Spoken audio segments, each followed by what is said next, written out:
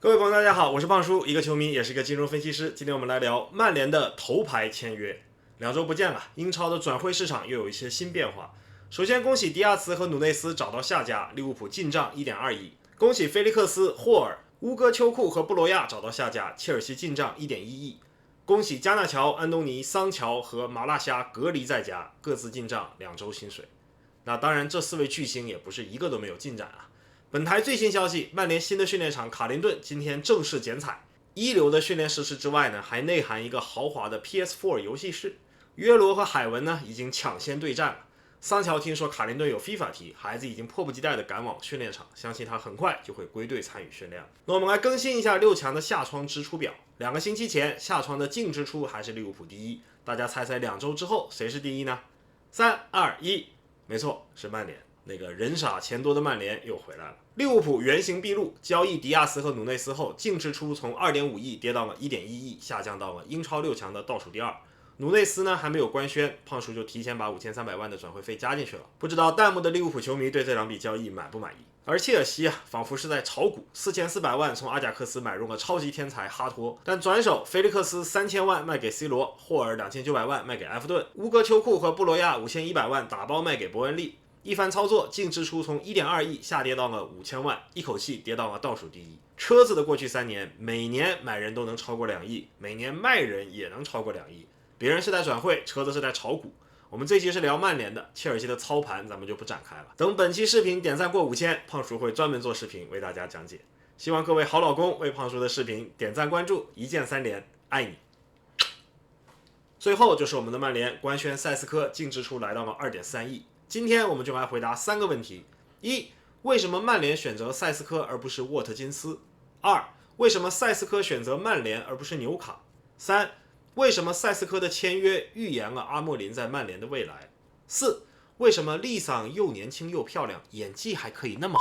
最早传出曼联要在沃特金斯和塞斯科2选1的时候呢，很多朋友都以为曼联会偏向沃特金斯。那毕竟曼联在今夏调整了转会策略，非常强调英超经验。据说曼联内部深刻反思了过去几笔失败的高价收购，比如霍伊伦德、乌加特、齐尔科泽、奥纳纳、安东尼、桑乔、范德比克等一系列球员，他们个个在转会之前不说是名震一方，也算是前途无量，怎么来个曼联就集体水土不服呢？究其原因，还是因为他们没有英超经验。那总不能是我们曼联的球探教练傻吧？那按照这个思路呢，曼联已经顺利完成了狼王库尼亚和蜂王姆贝莫的2笔收购。那接下来不就应该轮到沃特金斯了吗？甚至坊间传闻，主帅阿莫林因为急需出成绩，也是偏爱沃特金斯的。既然这么多线索都指向了沃特金斯，为什么曼联放着优质熟男不要，非要强上英超出歌呢？那这就要说到曼联管理层的2028计划了。曼联的 CEO Omar 上任之后呢，就代表了阿爵爷提出了曼联的2028计划，要在2028年曼联俱乐部成立150周年之前，曼联男足拿下英超冠军，女足拿下女超冠军。那这个宣言呢，可能没人当真，但是曼联管理团队是认真的。今年转入的狼王、蜂王都是26岁，2028就正值生涯巅峰。试想，沃特金斯今年29岁，塞斯科22岁，到了2028年要争冠，锋线是由32岁的沃特金斯领衔成功率大呢，还是25岁的塞斯科领衔成功率大呢？答案是都不大。无论如何曼联放弃沃特金斯选择塞斯科，你可以说曼联团队太冒险，但不能说他不专业，毕竟还是有一套成熟的底层逻辑在的。那有朋友会说，曼联你这个底层逻辑也说不通啊，那按你这个逻辑，33岁的卡塞米罗这赛季就该清洗啊，难道留着2028年老汉推车吗？这也不能怪曼联啊，就算想卖也得有人买啊。胖虎上赛季被球队拖累，表现低迷，现在无人问津。你要像菲利克斯3000万、努内斯5000万这种机会，曼联肯定也果断套现嘛。那有朋友又会说，那你32岁的马奎尔呢？这位可是有5个球队报价的，曼联全部拒绝。你曼联管理层这会儿怎么不果断套现呢？你看马奎尔他只剩了1年合同，就算卖估计也就是500、1000的，没啥意思，那不如留着踢踢轮换。那有朋友又会说，那人家沙特1亿报价逼哥，这报价够有诚意了吧？你不是专业吗？你1亿不卖，就等于是花了1亿把逼哥留下来了。这个机会成本明明是可以投资转会的，你是觉得30岁的逼哥值1亿啊？还是他2028能带队夺冠呢？今天的问题就问到这里啊，时间有限，后面还要学外语呢。我们谈下一个话题，为什么塞斯科选择曼联而不是纽卡呢？纽卡毕竟有欧冠，塞斯科呢又跟卢克肖、桑乔他们不一样，是在体育竞技方面有追求的运动员。他又不是傻，怎么可能放着欧冠不踢来曼联呢？那答案很简单，商业和竞技。有朋友会说，纽卡给的转会费更高，而且纽卡的工资给到我18万周薪，曼联只有15到16万。商业角度来讲，怎么也该去纽卡吧？那实际上啊，球员的商业收入除了场内也有场外。这里分享一个冷知识啊，东窗的多股，不起眼的小透明，转会前 ins 的粉丝2万6，比胖叔 B 站的粉丝还少。现在不到6个月，多股的粉丝50万，涨了25倍。下窗的库尼亚转会官宣当天，哥们首页还没从狼队改过来呢，粉丝就涨了20%，一天啊20%。当时他粉丝100万，现在大家猜猜他 ins 粉丝多少？200万。在流量时代，你只要混到曼联这个平台，球员场外捞钱的法子也多得很。高调一点的，博格巴、林加德卖潮牌，拉师傅写书搞公益；低调一点的，梅努、马奎尔他们都接了不少代言。曼联过去10年成绩暗淡，但平台毕竟还在那里，比皇马、巴萨当然不如，但是对纽卡维拉还是轻松吊打。那有朋友会说，你的意思人塞斯科来曼联不只是为足球来的咯？有缘相聚，足不足球的有那么重要吗？就像各位粉丝来胖叔的频道，都是只为足球来的吗？那更何况啊，来曼联也是有竞技上的考量的。塞斯科还年轻嘛，才22岁，咱们跟曼联签的是合同，又不是卖身契。等6年以后，哥们28岁，大鹏一日同风起，天下谁人不识君啊？你看咱们曼联的小麦克28岁吧，出走曼联才1年 ，MVP 也有了，冠军也有了，现在还进了金球奖的大名单，恭喜小麦克啊！宝剑锋从磨砺出，梅花香自苦寒来，这些年真是辛苦你了。最后呢，胖叔分享一个发现啊。胖叔研究曼联过去10年，发现每位新主教练的第一个下床最贵的那个签约就是他的头牌签约，而过去的每笔头牌签约既是曼联的里程碑，也是主教练的墓志铭，他们每个都预示着各自教练的结局。穆里尼奥的首个下窗一晃9年了，弹幕还记得最贵的签约是哪个吗？3、2、1，没错 ，1.05 亿签下博格巴，打破了当时的世界转会纪录。可惜博格巴和穆帅最后处得水火不容，一地鸡毛。给博巴队长的是穆帅，拿下他队长的也是穆帅，帮穆帅拿到欧联杯的是博巴，最后带头摆烂逼走穆帅的也是博巴。穆帅下课之后，博格巴还发了一个讥笑的社媒消息，可以算是恩断义绝了。当初穆帅和曼联联手，都想要用一个震撼的头牌签约向世界证明自己，只可惜管理层想要的是市场，而穆帅想要的是士兵。索帅的首个下窗，弹幕还记得头牌签约是哪个吗？3、2、1，没错，破世界最贵的后卫转会记录。8700万签下了马奎尔，吸取了穆帅的教训，索帅要来一波文化重塑，告别博格巴、桑切斯这种假大空，强调一个低调务实英伦风。索帅没看错人啊，马队的人品没得说，可惜球场上不是单靠人品踢球的。索帅速度与激情的足球无限放大了马奎的缺点，矛盾更是在 C 罗到来之后彻底引爆。明眼人都看得出来，马奎尔德不配位，索帅呢也在那个赛季下课。事后来看，马奎尔能力不足以成为头牌。只是上一个最贵的后卫记录可是8400万的范戴克。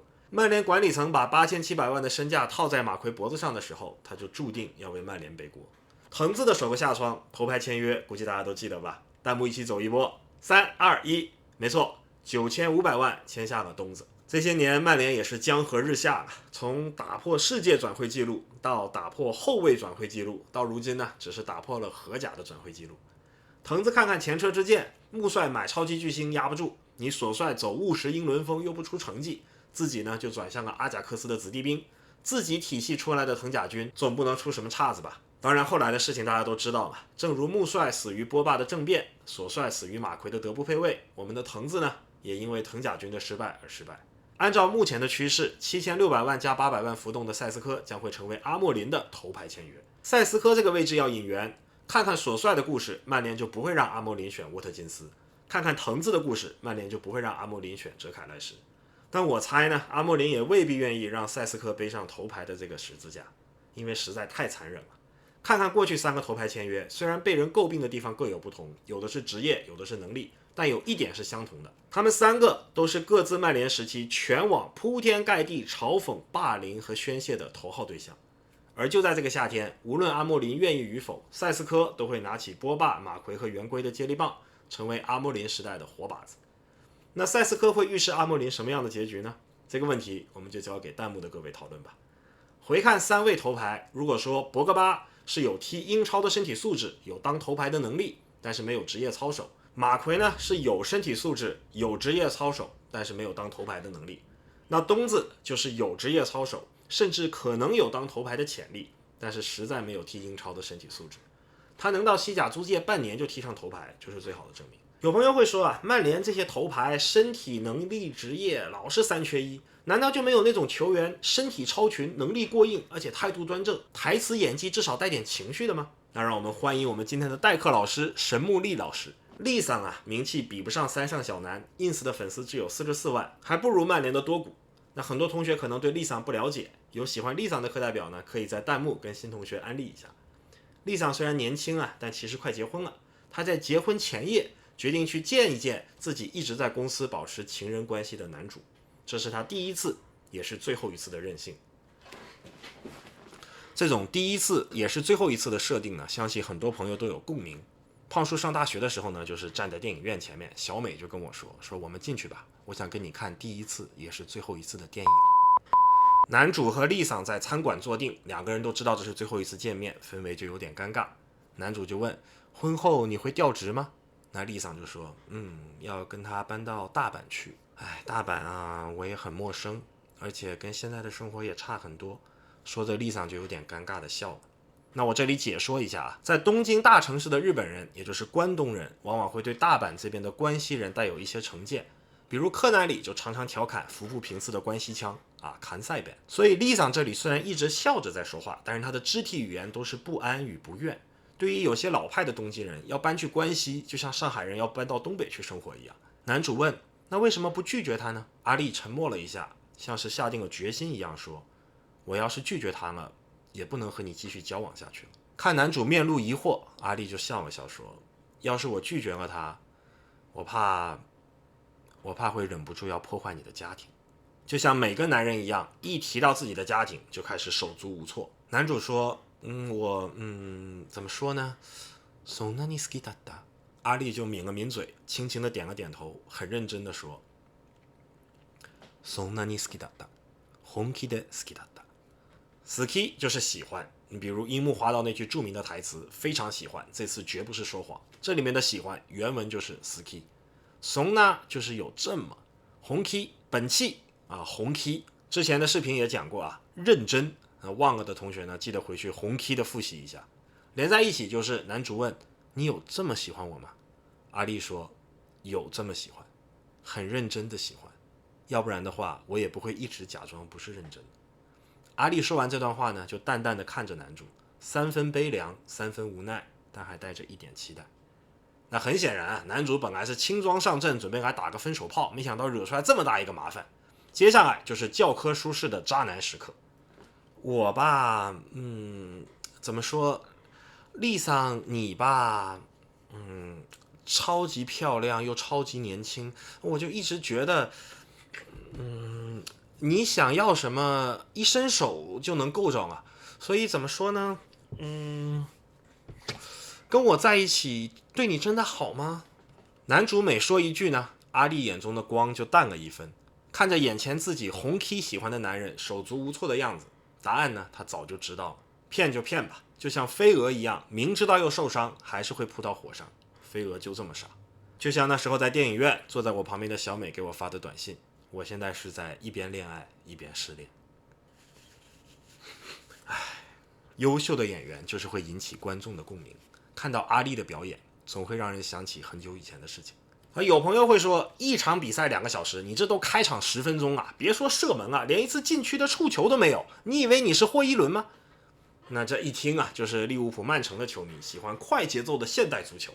但利桑不是霍伦啊，比赛后面触球射门都是有的啊。尤其是比赛进入到高潮的时候，阿丽情不自禁，一边哭一边说自己傻逼戏的时候。今天的时间有限，课就上到这里，课代表留一下番号啊。我们总结一下今天的课程要点。第一，拒绝地域偏见。胖叔热爱关西腔，也热爱东北，我老家就东北了，东北吉林，我每周都吃排骨炖豆角。第二，对待家庭一定要忠诚，否则没有人会幸福的。要是想犯错误嘛，就问问自己，以后还能不能够面对女儿的目光。第三，不要因为遇到了渣男就放弃寻找幸福。有的男人在家心不在焉，和外面的女人在一起就能够拿世界杯冠军；有的男人总是慢人一步；有的男人被生活耍得团团转。现在又来了一个男人，你说他人高马大，年少有为，你说他会给我幸福？而我会说，骗就骗吧，就像飞蛾一样，明知道会受伤，还是会扑到火上。毕竟，本気で好きだった。感谢各位朋友的支持，希望大家为我的视频点赞关注，一键3连。我们下次再见，拜。